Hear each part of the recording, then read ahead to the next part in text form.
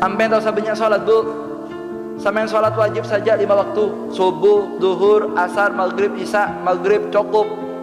Mari gitu, sampean cukup sudah sholat yang wajib, puasa yang wajib, tapi jaga lidahnya dan jaga hatinya, jangan sampai curiga kepada saudaranya bermaksiat kepada Allah.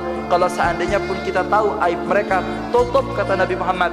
Kalau sampean berhasil memiliki sifat ini, maka sampean adalah orang yang terbaik di hadapan Allah dan di hadapan Nabi Muhammad SAW. Bahkan dalam hadis Nabi Muhammad SAW, beliau mengatakan sesungguhnya ada 2 perkara. Nah kayak dingakin neka penting neka informasi. Ada 2 perkara kata Nabi Muhammad SAW, yang mana 2 perkara tersebut tidak ada lagi yang mengungguli kebaikannya. Artinya kalau orang sudah punya 2 sifat ini, maka semua sifat kebaikan ada di dalam dirinya. Apa itu? Dikatakan oleh Nabi Muhammad, yang pertama adalah husnudzon billah wa husnudzon bi ibadillah, berprasangka baik kepada Allah dan berprasangka baik kepada hambanya Allah Subhanahu wa ta'ala. Tapi sebaiknya hadirin, ada 2 sifat apabila ada di dalam dirinya seseorang, maka sungguh dia telah mendapatkan kejelekan, sekalipun dia ibadah, sekalipun dia hadir majelis, sekalipun dia cinta dengan gurunya, sekaligus seumpama dia setiap hari atam Al-Quran. Tapi itu pun kanjeng Nabi, kalau orang ini memiliki 2 sifat, maka saksikan ini adalah wajah orang yang paling jelek di hadapan Allah Subhanahu wa ta'ala. Apa itu Habib? Yang pertama adalah su'udzon billah, selalu berprasangka buruk kepada Allah Subhanahu. Dan yang kedua su'udzon bi ibadillah, dan dia selalu menaruh curiga, berprasangka buruk kepada saudaranya sesama muslim. Ini ta'ala kak, tidak boleh su'udzon. Bahkan Nabi Muhammad mengatakan iyyakum wadzan, hati-hati dan perasaan curiga. Curiga sama saudaranya, hati-hati.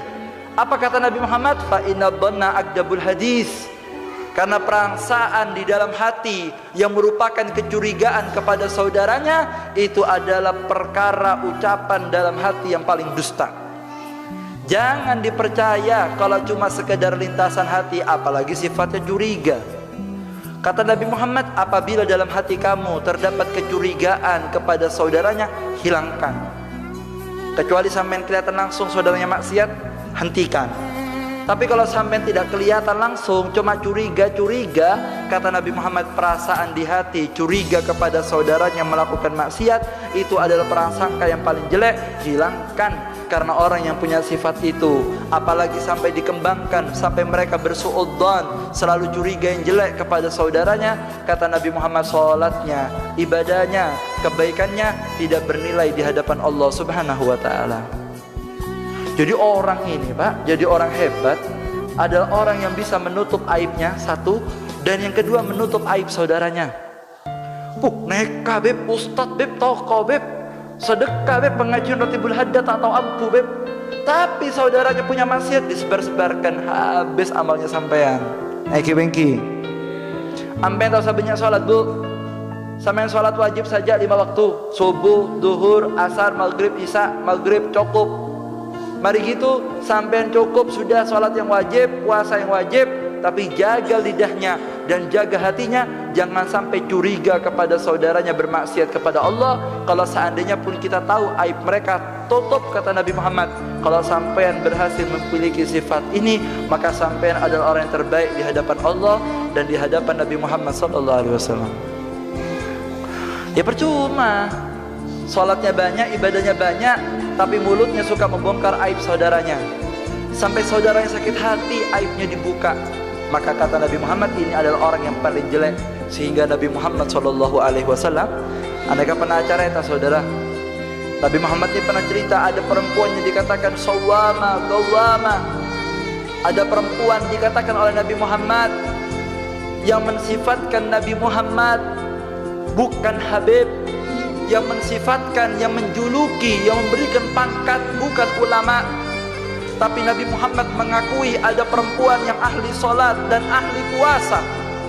Sholatnya bagus, puasanya bagus, tetapi dia punya sifat jahat di dalam hatinya. tu'di jiranaha bilisaniha, kata Nabi Muhammad. Tetapi dia selalu curiga kepada saudaranya. Kalau dia tahu aib saudaranya, disebar-sebarkan sampai sakit saudaranya, sampai tetangganya merasa terganggu dengan kehadirannya. Apa kata Nabi Muhammad? Sekalipun sholatnya bagus, sekalipun puasanya bagus, Nabi Muhammad sendiri yang bersaksi, hiya finnar, perempuan itu tidak masuk surga tetapi masuk neraka Allah. Neka saya ngomong Nabi Muhammad neka mator nih ke bine bisa jaga tubuhnya tak maksiat, tak nekuk orang laki, tak maksiat, sholat tak fokus, puasanya fokus, tapi tahu aib saudaranya disebarkan sampai saudaranya hatinya kecil, malu, minder gara-gara mulutnya perempuan ini. Sekalipun dia sholat dan ibadah, kata Nabi Muhammad, dia masuk neraka Allah. Semoga kita diberikan hidayah oleh Allah SWT. Kalau sampean melakukan maksiat, dengarkan. Kalau sampean melakukan perbuatan dosa, tutup, jangan diceritakan ke orang lain. Kalau sampean tahu saudaranya melakukan maksiat, tutup, jangan disebarkan kepada orang lain. Kecuali kepada orang soleh atau guru yang soleh, yang ketika kita bercerita mereka bisa memberikan doa dan bisa memberikan jalan keluar untuk kita lolos dari maksiat tersebut.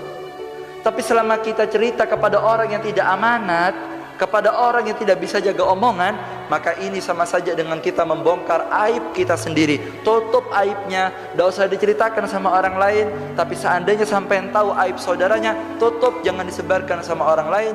Inilah yang diinginkan oleh Nabi Muhammad SAW.